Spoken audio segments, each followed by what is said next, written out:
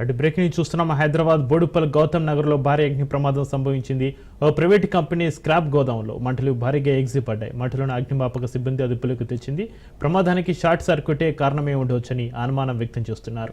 హైదరాబాద్ బోడుప్పల్ గౌతమ్ నగర్లో భారీ అగ్ని ప్రమాదం సంభవించింది. ఓ ప్రైవేటు కంపెనీ స్క్రాప్ గోదాంలో మంటలు భారీగా ఎగిసిపడ్డాయి. మంటలను అగ్నిమాపక సిబ్బంది అదుపులోకి తెచ్చింది. ప్రమాదానికి షార్ట్ సర్క్యూటే కారణమే ఉండొచ్చని అనుమానం వ్యక్తం చేస్తున్నారు.